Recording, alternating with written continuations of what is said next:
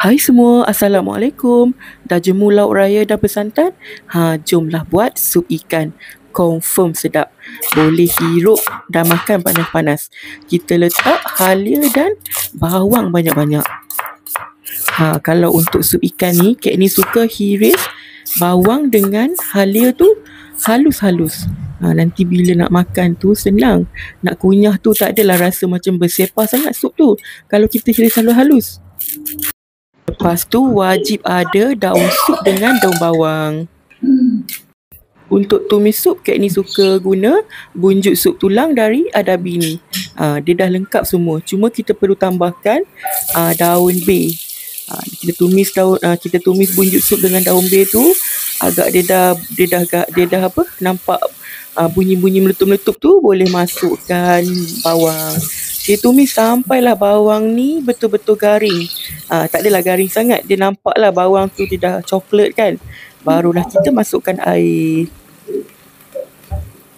Air jangan terlalu banyak. Sebab kalau buat sup ikan ni, kalau kita letak terlalu banyak air, nanti dia akan jadi tawar je.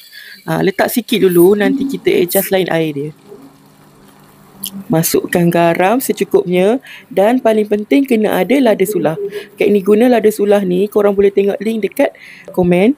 Lada sulah ni memang sedap. Kak ni selalu pakai lada sulah ni. Kalau pakai lada sulah yang biasa tu, dia tak rasa sangat lada dia. Okay, kita renihlah kita punya sup ni sampai mendidih, baru masukkan isi ikan. Kak ni pakai ikan nyok-nyok atau ada orang panggil ikan GT.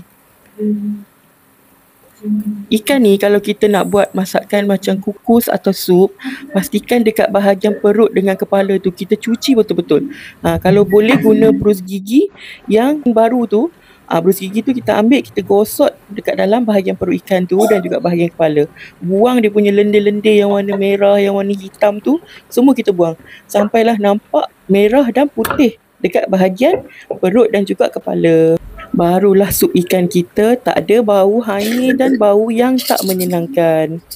Bila dah mendidih tu, ikan pun dah masak, bolehlah tabur daun bawang dan juga daun sup dan bawang goreng. Barulah sedap. Sup ikan kita ada bawang goreng, ada daun sup. Korang cubalah resepi sup ikan ni, memang sedap sangat. Dijamin sedap. Memang terasalah dia punya sup tu, bawang, halia dengan lada sulah dia.